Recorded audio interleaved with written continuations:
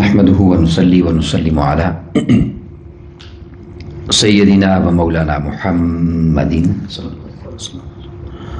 رسوله النبي الأمين المكين الحنين الكريم الرؤوف الرحيم. أما بعد فأعوذ بالله من الشيطان الرجيم. بسم الله الرحمن الرحيم. قال الله تبارك وتعالى في الكلام المجيد والفرقان الحميد: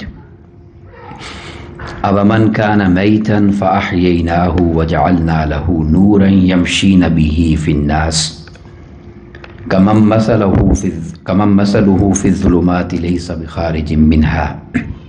صدق الله مولانا العظيم.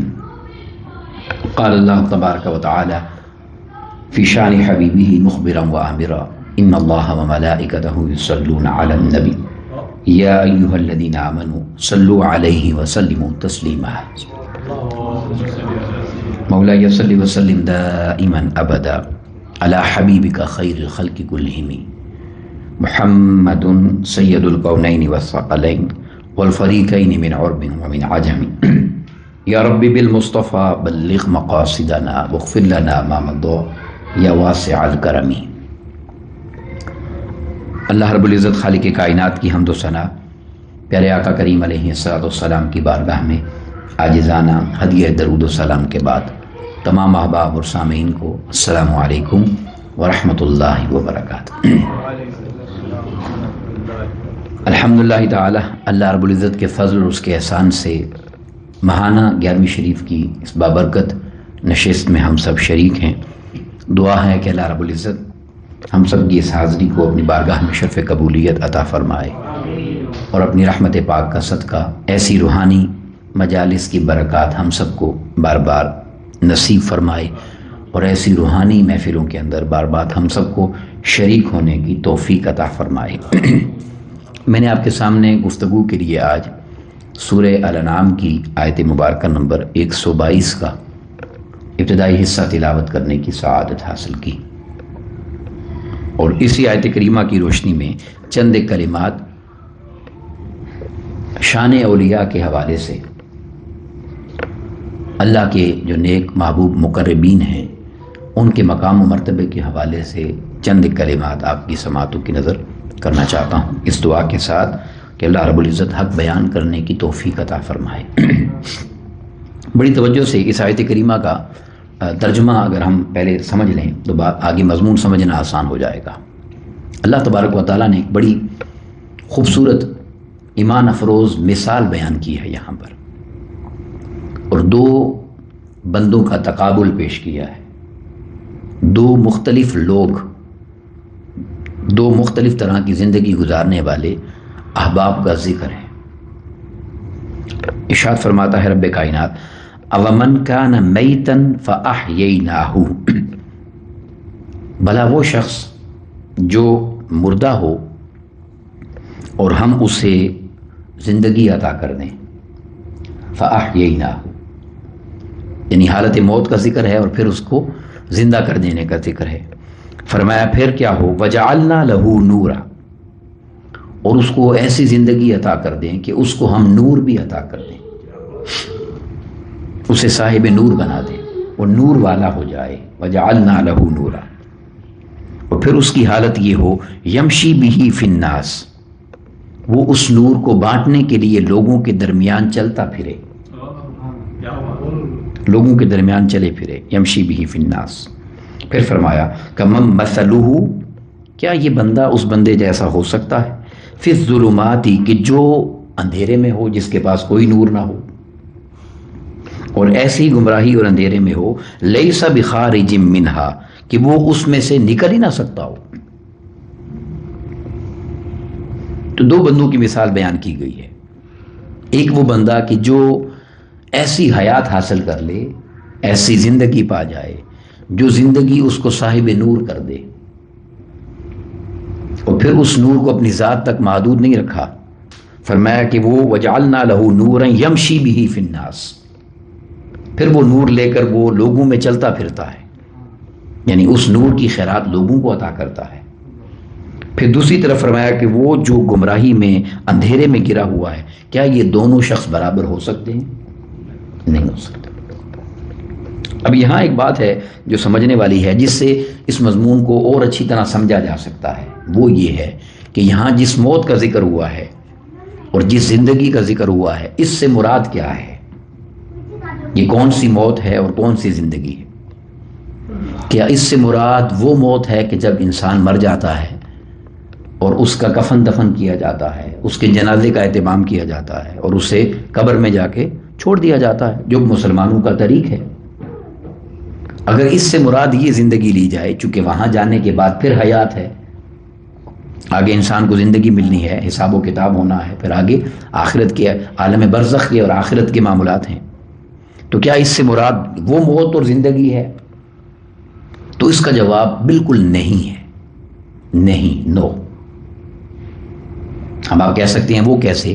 تو اس لیے فرمایا کہ صرف زندگی نہیں دی اس کو، وَجَعَلْنَا لَهُ نُورًا، اس کو نور بھی ملتا ہے، اور پھر یمشی بِهِ النَّاسُ، وہ اس نور کے ساتھ لوگوں میں چلتا پھرتا ہے۔ تو لوگوں میں چلنے پھرنے کے لیے اس حیات کا ہونا ضروری ہے، کیونکہ دنیا سے چلے جانے والے، قبر میں چلے جانے والے پھر لوگوں کے درمیان چلتے پھرتے بولیے نا نہیں ہے۔ قرآن مجید میں یمشی بہ فی الناس، وہ اس نور کے ساتھ لوگوں میں چلتا ہے، یعنی اس کی یہ زندگی مراد ہے۔ اب سوال یہ پیدا ہوتا ہے کہ اس زندگی میں کون سی موت ہے اور کون سی زندگی ہے جو وہ پا لیتا ہے؟ اب زندہ تو ہم بھی ہیں، جیسے میں اور آپ ہم زندہ ہیں۔ ہر وہ شخص جو زندہ ہے، جس کی موت کا وقت نہیں آیا، وہ زندہ ہے۔ لیکن یہاں جس زندگی کا ذکر کیا جا رہا ہے وہ یہ زندگی نہیں ہے جو میں اور آپ گزار رہے ہیں، یہ اس عظیم زندگی کا ذکر ہے جو زندگی کو نورانی بنا دیتی ہے، جس سے زندگی میں نور آ جاتا ہے۔ وَجَعَلْنَا لَهُ نُورًا، ہم اسے صاحب نور بنا دیتے ہیں۔ اب یہ ایک ایسی زندگی ہے کہ جس زندگی کو حاصل کیے اور جس زندگی کو سمجھے اور جس زندگی کی طرف چلے بغیر ہم میں سے کئی ویسے ہی دنیا سے چلے جاتے ہیں، وہ اس زندگی کو حاصل ہی نہیں کر پاتے۔ اب وہ زندگی کون سی ہے جو انسان کو صاحب نور بنا دیتی ہے؟ تو وہ ایک زندگی ہے، اور وہ زندگی اللہ رب العزت کی بندگی والی زندگی ہے۔ جو اللہ کا ہو جاتا ہے اور زندگی ویسی گزارتا ہے جیسی گزارنے کا اللہ نے حکم دیا ہے، تو اس سے پھر یہ جو ایک زندگی میں اور آپ گزار رہے ہیں نا، اسے فزیکل زندگی کہتے ہیں، یہ فزیکل ہے لائف ہماری، مگر پھر ایک زندگی روحانیت کی ہے، اسپرچول لائف۔ تو جب انسان وہ زندگی حاصل کر لیتا ہے، فَأَحْيَيْنَاهُ، اپنے من کو، اپنے نور کو، اپنے باطن کو جب زندہ کر لیتا ہے، وَجَعَلْنَا لَهُ نُورًا، اسے صاحب نور بنا دیا جاتا ہے، جس کا ذکر ہم نے پچھلے خطاب میں کیا تھا نا کہ قیامت کے دن دیکھیں یہ وہ صاحبان نور ہیں جن کے لیے اللہ رب العزت آقا علیہ السلام سے فرما رہا ہے، یوم تری المؤمنین والمؤمنات، اے محبوب وہ لمحہ کیسا ہوگا جب قیامت کے دن آپ اپنے ایسے مومن مرد اور عورتوں کو دیکھیں گے، نورہم یسعی بین ایدیہم وبایمانہم، کہ وہ اس حال میں چل رہے ہوں گے کہ ان کے آگے دائیں پیچھے بائیں نور دوڑ رہا ہوگا، وہ نور کے حالے میں ہوں گے۔ تو محبوب آپ ان غلاموں پر کیا فخر کریں گے اور کیسے عظیم آپ کے وہ غلام ہوں گے۔ اب وہ جو نور وہاں مل رہا ہے، کیا وہ نور وہاں ملتا ہے؟ نہیں، وہ نور یہاں ملتا ہے۔ وَجَعَلْنَا لَهُ نُورًا، جو یہاں صاحب نور ہوتا ہے وہی وہاں جا کے صاحب نور بنتا ہے۔ اسی لیے تو جب منافقین نے وہ نور مانگا تو قرآن مجید نے ان کو کیا کہا کہ پلٹ جاؤ دنیا میں اگر نور چاہیے تو، یہ نور یہاں نہیں ملتا، یہ نور دنیا میں ملتا ہے، اور وہ یہاں بیان کیا۔ اب میں یہاں قرآن مجید کی ایک اور آیت کریمہ سے اس مضمون کو اور آسانی سے آپ کے سامنے رکھنا چاہ رہا ہوں۔ یہ سورہ النحل ہے اور اس کی آیت مبارکہ نمبر 97 ہے، اس میں بھی حیات کا ذکر ہے۔ اب وہ کون سی حیات ہے ذرا دیکھیں۔ رب کائنات نے فرمایا من عمل صالحا من ذکر او انثی، جو بھی نیک عمل کرتا ہے چاہے مرد ہے یا عورت ہے، اعمال صالحہ والی زندگی ہے، اللہ کی بندگی والی زندگی ہے، وہ نیک اور اچھی صاف ستھری زندگی گزارتا ہے، چاہے مرد ہے یا عورت ہے، وہو مؤمن، اور ایمان والا ہے، صاحب ایمان ہے، تو فرمایا کیا ہوتا ہے، فَلَنُحْيِيَنَّهُ حَيَاةً طَيِّبَةً، ہم اسے ایک طیب حیات عطا کر دیتے. حیاتن طیبہ، طیب کہتے ہیں پاکیزہ کو، خوشبودار، خوبصورت، پاکیزہ. ہم اسے پاکیزہ زندگی عطا کر دیتے ہیں. اب یہ تو اس کا ایک ترجمہ ہے، مگر یہ جو عرفان القرآن میرے سامنے ہے، حضور شیخ الاسلام ڈاکٹر محمد طاہر القادری، آپ نے اس کا یہ ترجمہ نہیں لکھا. دیکھیں میں آپ سے سوال کرتا ہوں وہ ترجمہ بیان کرنے سے پہلے، کہ جو بندہ اعمال صالحہ کر رہا ہے، نیک زندگی گزار رہا ہے، اور وہ مومن بھی ہے، تو آپ سے پوچھتا ہوں اس کی زندگی پاکیزہ ہے یا معاذ اللہ ناپاک ہے؟ بولیے. وہ پاکیزہ زندگی گزار رہا ہے نا، پاک صاف زندگی گزار رہا ہے. تو جو بندہ پہلے ہی پاک صاف زندگی گزار رہا ہے، اس کو پاک صاف زندگی کا ہی اجر دیا جائے تو یہ کیسا اجر ہے؟ کیونکہ آگے فرمایا یہ ہم پاکیزہ زندگی اس لیے دے رہے ہیں وَلَنَجْزِيَنَّهُمْ أَجْرَهُمْ بِأَحْسَنِ مَا كَانُوا يَعْمَلُونَ. وہ جو اچھے خوبصورت عمل کرتا ہے اس کے بدلے میں اسے یہ حیات مل رہی ہے. تو سوال یہ پیدا ہوتا ہے، جو اب میں ترجمہ کہنے لگا وہ غور سے سنیے گا. جو مرد اور عورت مومن ہو کر نیک عمل کرتا ہے اسے پاکیزہ زندگی نہیں دی جاتی. پاکیزہ زندگی تو اس نے کر لی ہے اپنی، وہ برائی کے راستے پر نہیں ہے، وہ ہدایت کے راستے پر ہے، وہ نیکی کے راستے پر ہے، وہ تقویٰ کے راستے پر ہے، وہ پرہیزگاری کے راستے پر ہے، وہ اللہ کی بندگی کے راستے پر ہے.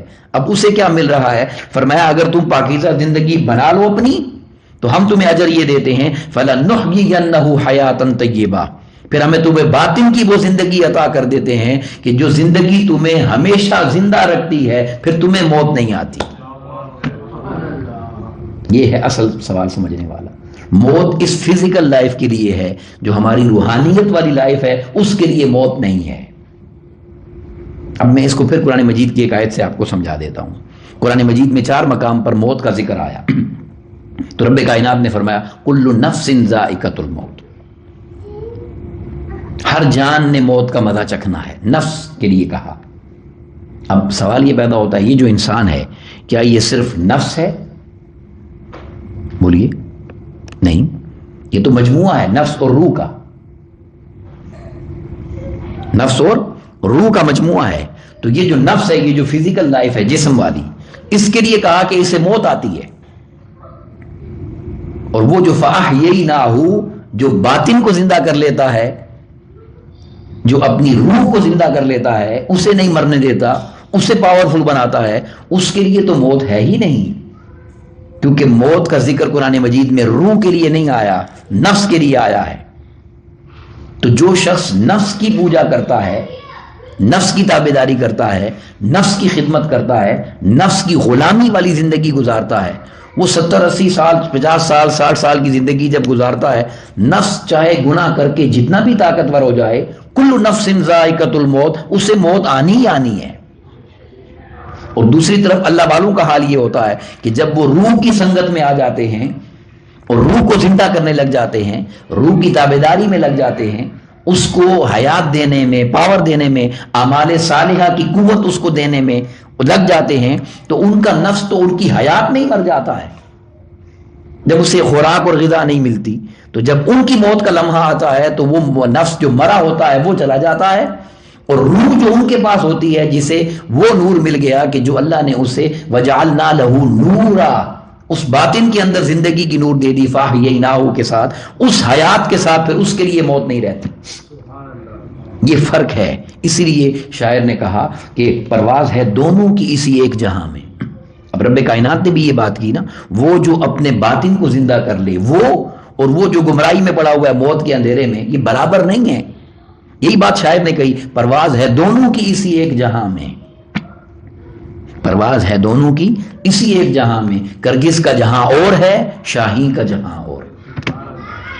اڑتے دونوں ہیں مگر کہاں کرگس اور کہاں شاہین، ان کا کوئی مقابل نہیں ہے. تو جو روح کی پرواز کے ساتھ اڑنے والے ہوتے ہیں ان کی حیات کا عالم ہی جدا ہو جاتا ہے، وہ چلتے پھرتے صاحبان نور ہو جاتے ہیں. ابھی میں یہاں 2 مثالیں ایڈ کرتا ہوں، چونکہ وہ ایک سوال بھی تھا کہ کئی لوگ یہ کہتے ہیں اولیاء اور کاملین کی جو مدد کی بات ہے، اور ان کی طرف سے انسان کے ساتھ جو مدد ہوتی ہے، جو اللہ نے ان کو قوت دی، طاقت دی، اور اپنے بندوں کی مدد کے لیے ان کو پیدا کیا اور ان کو یہ ذمہ داری عطا کی، ان کی حیات کے حوالے سے کئی لوگ یہ کہتے ہیں کہ جب تک وہ حیات ہیں، زندہ ہیں، اللہ کا ولی، اس سے مدد مانگو. معاذ اللہ جب وہ مر جائے تو پھر اس سے مدد نہ مانگو. تو سوال یہ پیدا ہوتا ہے کہ پہلی بات تو یہ ہے کہ مرے تو تب نہ. کون کہتا ہے کہ مومن مر گیا؟ وہ تو قید سے چھوٹا اب اپنے گھر گیا. تو موت کا تصور روح والوں کے لیے بولیں نہیں ہے. مگر میں یہاں مثال سے آپ کو سمجھاتا ہوں. یعنی نفس اور روح کا فلسفہ آپ سمجھیں. جس نے ساری زندگی گناہ میں گزاری، نافرمانی میں گزاری، غفلت میں گزاری، اللہ کو ناراض کرنے میں گزاری، اس نے تو نفس کو پالا ہے. اور کل نفس ذائقۃ الموت کا وعدہ اس پہ پورا ہو گیا. جو اس کی کمائی تھی وہ ختم ہو گئی. مگر جس نے روح کو پالا ان کا حال یہ ہو جاتا ہے. میں بزرگ کی بات کرتا ہوں، جب ان کا آخری وقت آیا، ذرا غور سے دیکھیے گا، عمل صالح کی بات ہے نا، ان کا آخری وقت آیا تو اپنے مریدوں سے کہنے لگے میرا جنازہ وہ شخص پڑھائے جس نے زندگی میں تہجد کی نماز قضا نہ کی ہو. ذرا غور سے سنیے گا. ہاں، تہجد کی نماز تو نفل ہے نا. کئی ایسے ہیں جنہوں نے اللہ نہ کرے کبھی نہ پڑھی ہو، اور کئی وہ ہیں جن کے لیے کہا جا رہا ہے کہ جس نے کبھی قضا نہ کی ہو. فوکس اس چیز پہ رکھیں، جس نے کبھی نفل قضا نہیں کیا اس کے فرائض کی ادائیگی کا عالم کیا ہوگا؟ اعمال صالحہ اس کا عالم کیا ہوگا؟ اور دوسری طرف انہوں نے کہا میرا جنازہ وہ پڑھائے جس نے کبھی عصر کی سنتیں قضا نہ کی. وہ جو اختیاری ہیں آپ کے لیے، عصر کی 4 سنتیں. سب مرید خاموش ہو گئے. یعنی اتنا روحانی عمل کسی کے پاس موجود نہیں تھا. آپ نے دیکھا مریدین پریشان ہیں. آپ نے کہا گھبراؤ مت، تم ایسا کرو جب میری وفات ہو جائے تو تم مجھے غسل دینا، کفن پہنانا اور جنازہ لے کر میرا فلاں جگہ میدان میں چلے جانا، پھر انتظار کرنا. ایک بندہ ایسا آئے گا کہ اس نے کبھی نہ تہجد کی نماز قضا کی ہوگی، نہ اس نے کبھی عصر کی سنتیں قضا کی ہوں، وہ خود آ کر میرا جنازہ پڑھا دے گا. تو مریدین نے پوچھا ہم اسے کیسے پہچانیں گے؟ آپ نے کہا پہلی نشانی یہ ہے اس کے چہرے پر نقاب ہوگا، اور دوسری نشانی یہ ہے کہ وہ تمہیں یہ بات بتا دے گا کہ میں نے اللہ کے فضل سے نہ کبھی تہجد قضا کی، نہ کبھی عصر کی 4 سنتیں قضا کی، وہ میرا جنازہ پڑھائے. جب آپ کا وصال ہو گیا، جنازہ لے کر لوگ میدان میں پہنچے. دور سے ایک شخص آیا، نقاب پوش تھا. اس نے آ کر بتایا کہ میں نے جنازہ پڑھانا ہے، اور اللہ کا شکر ہے کہ میں نے کبھی تہجد کی نماز اور عصر کی سنتیں قضا نہیں کی. لوگ پیچھے ہٹ گئے. جنازہ پڑھایا، جنازہ پڑھا کر اٹھا کر لے گئے. قبر میں تدفین ہو گئی، میت کو دفن کر دیا. جب دفن کر دیا تو اب جنازے میں تو بہت سارے لوگ ہوتے ہیں اور قبر تک قریب کے کچھ لوگ جاتے ہیں. تو جب تدفین ہو گئی تو بعد میں کسی نے ان سے پوچھا کہ آپ ایک بار اپنی زیارت تو کروا دیں ہمیں، کہ اتنا اللہ کا نیک بندہ کون ہے جس نے کبھی تہجد کی نماز بھی قضا نہیں کی، جس نے کبھی عصر کی 4 سنتیں بھی قضا نہیں کی، ہم دیکھیں تو صحیح وہ کون ہے. من عمل صالحا من ذکر او انثى وهو مؤمن. تو انہوں نے جب اپنے چہرے سے نقاب اٹھایا تو مریدوں کی چیخیں نکل گئیں کہ جن پیر صاحب کو دفن کیا تھا وہ حضرت خواجہ باقی باللہ خود سامنے کھڑے تھے، جن کو قبر میں اتارا تھا. اب وہ کہنے لگے حضرت یہ کیا ہے؟ تو آپ نے فرمایا جس کو تم نے دفن کیا وہ فانی تھا، یہ وہ ہے جس کو اللہ نے بقا عطا کر دی. یہ ہے فَلَنُحْيِيَنَّهُ حَيَاةً طَيِّبَةً. تم عمل صالح کر کے تو دکھاؤ، تم نیک بن کے تو دکھاؤ، تم میرے دوست بن کے تو دکھاؤ، میری راہ کو اپنا کر میرے قریب آ کر تو دکھاؤ. ہم غیروں کو مرنے دیتے ہیں، اپنوں کو کبھی مرنے نہیں دیتے. تمہیں ایسی حیات عطا کر دیں گے کہ یہ موت تمہارا کچھ بگاڑ نہیں سکتی. فَلَنُحْيِيَنَّهُ حَيَاةً طَيِّبَةً. ہم تمہیں پاکیزہ زندگی کے ساتھ ہمیشہ زندہ رکھیں گے. یہ ہے وہ مقام اللہ والوں کا جو اللہ رب العزت اپنے محبوب بندوں کو عطا کرتا ہے. اور صرف یہاں تک نہیں ہے، ہم تو یہ تو ایک الگ بحث ہے کہ جو یہاں سے گیا وہ نہیں مرتا، اس کو اگلی زندگی مل جاتی ہے، مگر اس کی زندگی کہاں اور اللہ والوں کی زندگی کہاں. مگر میں ایک بڑی لطیف بات آپ کو بتاؤں. حضور سیدنا غوث العظم دستگیر رضی اللہ تعالیٰ آپ کا ایک واقعہ آپ کے سامنے عرض کرتا ہوں، ذرا توجہ سے دیکھیے گا. ایک طرف یہ ہے کہ لوگ یہ سمجھتے ہیں کہ اللہ والا جلے جانے کے بعد حیات ہے یا نہیں ہے، اور جو اللہ کا محبوب ہو جاتا ہے اور اللہ کا حضور سیدنا غوث العظم، یہاں تو تہجد کی بات کی گئی نا اور عصر کی 4 سنتوں کی بات کی. یہ تو وہ ہیں کہ 40 سال عشاء کے وضو سے نماز فجر ادا کی، 40 سال راتوں کو جاگ کر عبادت میں اس طرح گزارنا، اور 25 سال جنگلوں میں چلے کاٹنا اور اللہ کی رضا کے لیے اس کی طرف نکلنا اور اس کے لیے مجاہدے کرنا، وہ حضور سیدنا غوث الاعظم دستگیر رضی اللہ تعالیٰ۔ اب اللہ رب العزت جب کسی کو کوئی مقام عطا کرتا ہے تو یہ بات ذہن نشین کر لیں، اس کو تسلیم کر لینا چاہیے۔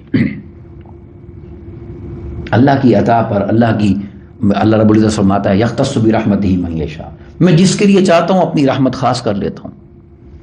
اس میں ہمارا کیا جھگڑا ہے؟ اس کی محنت ہے، اللہ کی اس پر عطا ہے، اسے مان لینا چاہیے۔ اب کچھ لوگ اس وقت بھی نہیں مانتے تھے۔ حضور سیدنا غوث الاعظم دستگیر رضی اللہ تعالیٰ، تو انہوں نے یہ کہا کہ یہ اللہ رب العزت نے آپ کو یہ مقام عطا کیا اور یہ شان عطا کی کہ آپ نے اپنی کرامت سے مردوں کو زندہ کیا۔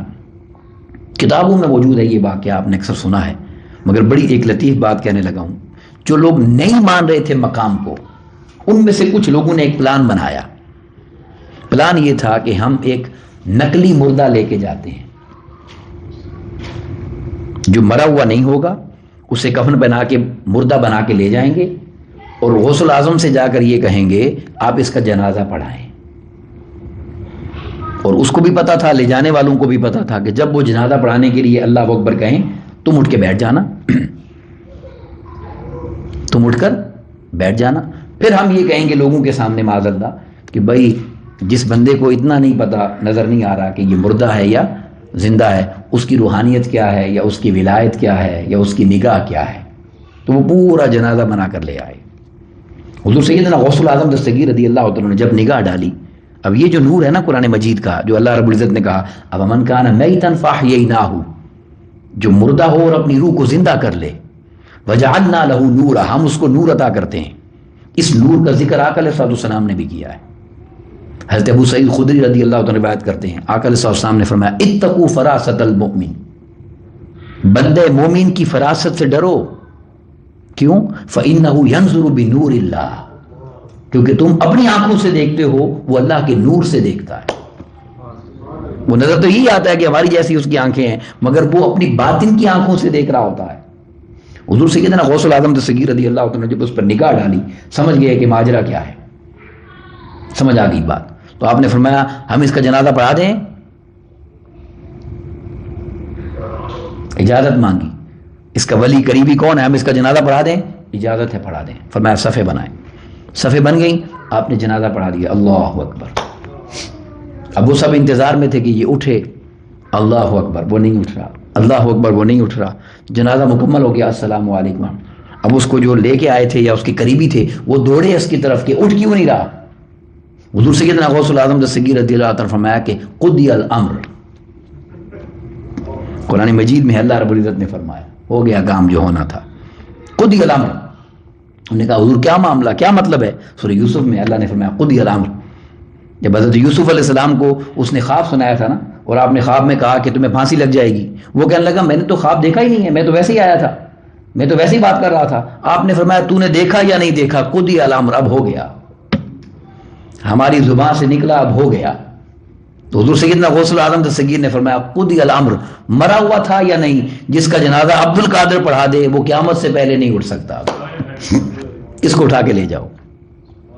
تو اللہ رب العزت جب اپنے محبوب بندے کو وہ حیات عطا کر دیتا ہے، جو باطن کی حیات ہے، جو روح کی حیات ہے، جو اندر کی حیات ہے، جو من کو زندہ کرنے والی حیات ہے، تو وہ حیات انسان کو پھر اس مقام تک لے جاتی ہے کہ اس مقام پر اللہ رب العزت اس کو وہ عظمتیں اور وہ نعمتیں عطا کرتا ہے کہ جس کا انسان اپنی عقل ناقص سے تصور بھی نہیں کر سکتا۔ اب یہ جو حیات ہے، اس کا ذکر میں قرآن مجید کی آیت کریمہ سے کر کے ایک بات آپ کے سامنے رکھنا چاہتا ہوں کہ اگر ہم بھی اس راستے کو اپنانا چاہیں تو وہ راستہ کیسے مل سکتا ہے۔ ذہن میں یہ خیال آتا ہے کہ نہیں ہم بھی اپنی روح کو زندہ کر لیں، ہمیں بھی اللہ وہ نعمت عطا کر دے، باطن کی پاکیزگی عطا کر دے، روح کو زندہ کر دے، روحانی زندگی عطا کر دے، وہ کیسے ملتی ہے؟ تو قرآن مجید کی یہ سورہ الانفال ہے، پارہ نمبر 9 ہے، سورہ نمبر 8 ہے، اور اس کی آیت مبارکہ نمبر 24 ہے، 24۔ غور سے سنیے، اللہ رب العزت نے فرمایا یا ایھا الذین آمنوا استجیبوا للہ وللرسول اذا دعاکم، اے ایمان والو جب تمہیں اللہ اور اس کا رسول صلی اللہ علیہ وسلم بلائے ایک لمحہ دیر مت کرو، دوڑ کر آ جاؤ، دوڑ کر آ جاؤ، دیر نہیں کرنی۔ اب یہاں یہ وقت اتنا نہیں ہے مگر ایک جملہ میں کہنا چاہتا ہوں، فرمایا دعاکم صیغہ واحد کا ہے، بات اللہ اور اس کے رسول صلی اللہ علیہ وسلم دونوں کی ہے اور صیغہ ایک ہے۔ کیوں؟ یہ نہیں کہا کہ اللہ اور اس کے رسول صلی اللہ علیہ وسلم بلائیں تو آ جاؤ، بلائیں نہیں ہے، اس کا ترجمہ یہ ہے اللہ اور اس کا رسول صلی اللہ علیہ وسلم بلائے تو آ جاؤ، ایک۔ کیوں؟ اس لیے کہ ذاتیں دو ہیں تو کیا ہوا، بلاوا تو ایک ہے۔ یہ بات قرآن مجید سمجھا رہا ہے۔ عربی پڑھ پڑھ کے بھی اگر کسی کو حضور کا مقام سمجھنا آئے تو اس نے کیا سمجھا ہے، کیا سمجھا ہے؟ ساری زندگی پڑھتے رہتے ہیں مگر آقا علیہ السلام کی مقام کی معرفت نصیب نہیں ہوتی۔ رب کائنات نے فرمایا ہم دو ہیں مگر بات ایک ہی ہے۔ یا ایھا الذین آمنوا استجیبوا، کئی صحابہ کرام نہیں آئے، حضور نے بلایا، بعد میں حضور نے فرمایا کیوں نہیں آئے؟ میں نماز پڑھ رہے تھے۔ آقا علیہ السلام نے فرمایا تم نے اللہ کا حکم نہیں سنا؟ نماز بھی پڑھ رہے ہو تو میں بلاؤں تو آ جاؤ۔ پھر صحابہ کرام نماز پڑھتے ہوئے بلاتے تو حضور بلاتے تو آپ آ جاتے، صحابہ کرام تشریف لے جاتے، جو کام تھا وہ کر کے واپس آتے، واپس آ کے پوچھتے حضور کیا حکم ہے؟ آقا علیہ السلام فرماتے جہاں سے نماز چھوڑی تھی وہیں سے شروع کر دو، یہ نہیں کہ دوبارہ پڑھو، جہاں سے چھوڑی تھی وہیں سے شروع کر دو۔ یہ ہے مقام۔ مگر یہ جو آیت کریمہ میں نے پڑھی ہے اس میں بڑی لطیف بات ہے، اس کا اگلا حصہ جس پر فوکس نہیں ہوتا وہ دیکھیں۔ یہ جو کہا یا ایھا الذین آمنوا استجیبوا للہ والرسول اذا دعاکم، غور سے سنیے گا، جب اللہ اس کے رسول صلی اللہ علیہ وسلم بلائے تو فوراً آ جاؤ۔ آگے فرمایا لما یحییکم، کیوں؟ اس سے تمہیں حیات ملتی ہے، اس سے تمہیں زندگی ملے گی۔ بس اب میں زیادہ تفصیل نہیں، ایک سوال آپ سے کرنا چاہتا ہوں، بلایا مردے کو جاتا ہے یا زندہ کو جاتا ہے؟ یہ جو صحابہ کرام کو بلایا کہ بھائی جب اللہ اور اس کا رسول بلائے تو آ جاؤ، تو وہ زندہ ہوں گے تو آئیں گے نا، تو جب وہ آ گئے تو اب ان کو کون سی زندگی مل رہی ہے؟ لما یحییکم، دیر مت کیا کرو، دوڑ کر آ جاؤ، اس سے تمہیں حیات ملے گی۔ کون سی؟ فرمایا فزیکل لائف تو ہے، اگر تمہیں مصطفیٰ کا مقام سمجھ آ جائے ہم تمہیں روحانیت بھی عطا کر دیں گے، ہم تمہیں باطن کی زندگی عطا کر دیں گے۔ اس لیے سیدی اعلیٰ حضرت نے بڑی اونچی بات کہی اور قرآن مجید کا خلاصہ ایک شعر میں بند کر دیا۔ جب نماز پڑھتے ہوئے بھی بلا لیا کہ نماز چھوڑ کر میری طرف آ جاؤ، اس لیے تو حضور مولا کائنات سیدنا علی اور مرتضیٰ علیہ السلام نے نماز عصر نہیں کہی کہ میں نے پڑھنی ہے، آپ آرام کریں، کیوں کہ پڑھ رہے ہوں اور آپ بلائیں تو چھوڑ کر آنے کا حکم ہے، تو میں نماز کا کیا کہوں کہ میں نے پڑھنی ہے؟ اس لیے تو سورج پلٹا کر بتا دیا کہ آپ نے ٹھیک کیا تھا۔ اس لیے سیدی اعلیٰ حضرت نے لکھا ثابت ہوا کہ جملہ فرائض فروع ہیں، ہر فرض کی اہمیت ہے، ہر فرض ضروری ہے، مگر وہ جب آقا علیہ السلام کی ذات کے سامنے آ جائے تو وہ چھوٹا ہو جاتا ہے۔ ثابت ہوا کہ جملہ فرائض فروع ہیں، اصل الاصول بندگی استاج ورگی، جسے جتنی حضور کی غلامی نصیب ہو جائے اتنی بڑی اللہ اس کو روحانیت عطا کر دیتا ہے۔ جو حضور کی جتنی تابعداری میں آ جاتا ہے، غلامی میں آ جاتا ہے، نسبت میں آ جاتا ہے، محبت میں آ جاتا ہے، آقا علیہ السلام کی دین کی خدمت میں آ جاتا ہے، اسے رب کائنات ایسی ہی روحانی زندگی عطا کر دیتا ہے۔ 1400 سالہ تاریخ میں جو اولیاء کرام آپ کو ملیں گے، جن کو بھی لے لیں، صحابہ کرام سے لے کر اس وقت کے اولیاء کرام تک، کوئی ایک اللہ کا ولی ایسا نہیں ہوگا جس کا عقیدہ حضور کے ادب اور محبت والا نہ ہو، کوئی ایک ایسا نہیں ہوگا۔ سب آقا علیہ السلام کے ادب اور محبت والی اور نسبت والی اور غلامی کی بات کرنے والے تھے۔ کیوں کہ ولی بنتا ہی وہ ہے جسے مصطفیٰ کے مقام کی معرفت نصیب ہو جاتی ہے، جسے حضور کی عظمت کی شناسائی نہ ہو وہ اللہ کا ولی کہاں سے بن سکتا ہے؟ یعنی جو اللہ کے محبوب کو نہ سمجھے وہ اللہ کا محبوب کیسے بنتا ہے؟ تو اللہ کی محبوبیت نصیب تبھی ہوتی ہے جب آقا علیہ السلام کی نسبت اور غلامی نصیب ہو جاتی ہے۔ تو آج اس آیت کریمہ کا مطلب یہ ہے، چونکہ اب ہمیں تو اس طرح وہ نہیں بلا رہے، تو آج اس کا مطلب یہ ہے کہ دین کے بلاوے پر لبیک کہا جائے، جو دین کا حکم ہے اسے پورا کیا جائے، جو جتنا دین کے احکامات کو پورا کرتا چلا جائے گا وہ اتنا ہی اللہ کا محبوب بنتا چلا جائے گا۔ جو جتنا اپنے دین کے لیے اپنی ذات کو، اپنی بات کو، اپنے کام کو پیش کرتا چلا جائے گا اور اللہ کے احکامات کو پورا کرتا چلا جائے گا، اسے ایسی ہی روحانیت کی خیرات نصیب ہوتی چلی جائے گی، پھر وہ زندگی اور موت کی کشمکش سے نکل جائے گا۔